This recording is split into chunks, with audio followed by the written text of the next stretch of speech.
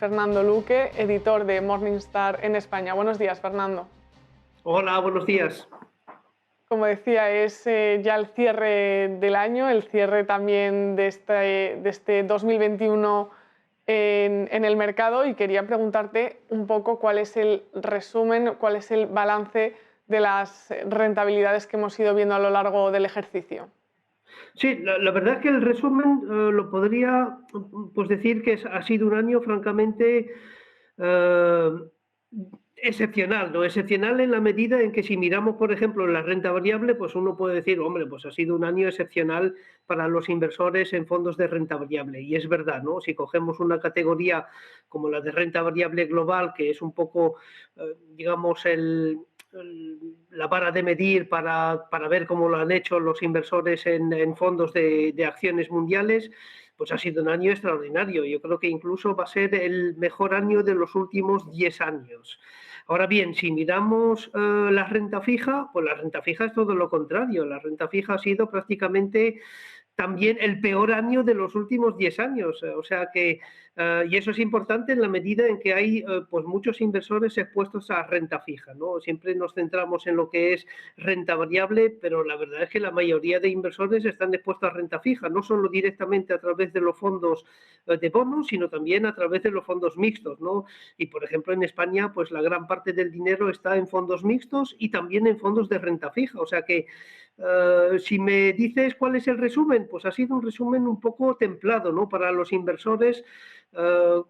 Los inversores en fondos mixtos evidentemente se han aprovechado un poquito de la subida de la renta variable, pero en conjunto ha sido un año pues con, yo diría que con grandes diferencias, ¿no? Grandes diferencias a nivel de tipos de activos, como vemos, entre renta variable y renta fija. Pero luego si rascamos, por ejemplo, pues algunos grandes tipos de activos, como por ejemplo renta variable, pues ha habido grandes diferencias a nivel de regiones, de sectores y de países, ¿no? A nivel de regiones, evidentemente, pues todo el mundo se va a quedar con la idea de que Estados Unidos lo ha hecho muchísimo mejor que Europa, y es verdad, ¿no? Si miramos rentabilidades de las categorías de renta variable americana, pues estamos ahí con rentabilidades prácticamente en el entorno del 30%, frente a rentabilidades en el entorno del 20% para la renta variable europea. Hay una gran diferencia a nivel de regiones, pero también hay grandes diferencias a nivel de países, y ahí el mejor ejemplo es la renta variable española, que apenas ha ganado pues un 6% frente a ganancias del 20% para la renta variable europea. Y luego a nivel de sectores, pues también hay grandes diferencias, como por ejemplo el sector energético sobre todo y tecnológico, con rentabilidades francamente altas comparado con pues un gran sector como es el sector farmacéutico o el sector salud, que pues ha estado pues muy por debajo de las rentabilidades pues de los fondos de renta variable energéticos y tecnológicos. Y por categorías, ¿cuáles destacarías entre mejores y peores? A ver, las mejores categorías, pues hay que ir, hablo de grandes categorías, no claramente a renta variable americana. Y ahí quizás el detalle que quizás la gente pues no ha percibido es que pues uno tiene la impresión de que este año ha sido un buen año para pues el segmento de crecimiento, el segmento growth. Y la verdad es que no, la verdad es que si miramos y si comparamos rentabilidades entre pues el segmento growth y el segmento value, pues el value lo ha hecho mejor que el growth, por lo menos en Estados Unidos y también a nivel global. ¿Por qué? Porque ahí hemos tenido, como mencionaba, dos sectores que lo han hecho francamente bien, que es el energético y el financiero, que son típicamente sectores que se incluyen dentro de las carteras de los fondos value. Y ahí pues el value lo ha hecho francamente mejor que el growth. Que también lo ha hecho mejor a nivel de renta variable global y no tanto a nivel de renta variable europea. Pero bueno, yo creo que ahí el hecho de que el value pues haya competido con el growth es algo también pues a mencionar, ¿no? Comparado con lo que hemos visto estos últimos años.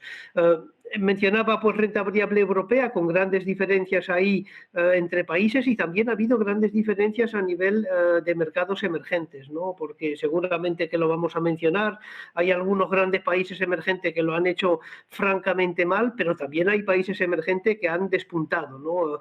No voy a hablar de Vietnam o de Taiwán con rentabilidades ya incluso por encima del 50% para Vietnam, porque son categorías ahí muy marginales, pero la verdad es que ha habido pues mercados emergentes que lo han hecho francamente bien, no solo pues, Vietnam, Taiwán, sobre todo India, donde ahí sí que hay pues oferta a nivel de fondos de inversión.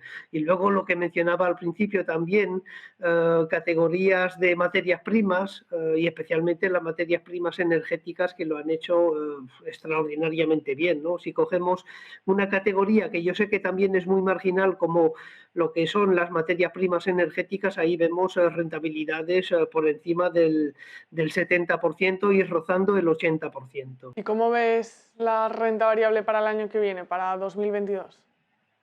A ver, en principio, pues ahí la gran incógnita es evidentemente cómo van a reaccionar los tipos de interés frente pues a los anuncios de la Fed, ¿no? Yo creo que va a ser un año evidentemente más complicado que el año 2021. Como decía, el año 2021 pues va a ser el mejor año de los últimos 2 años, de los últimos 10 años, perdón, para la renta variable global y sobre todo para la renta variable americana, ¿no? Entonces ahí yo creo que vamos a tener pues mayores problemas para la renta variable de cara pues a esos anuncios de subidas de tipos de interés, que yo sé que digamos las primeras subidas de tipos de interés no suelen ser dañinas para la bolsa, pero ahí sí que puede marcar un cambio de tendencia para la renta variable. Yo pues ahí pues mi consejo es prudencia, sobre todo cuando hemos tenido un año 2021 pues francamente excepcional en cuanto a rentabilidad.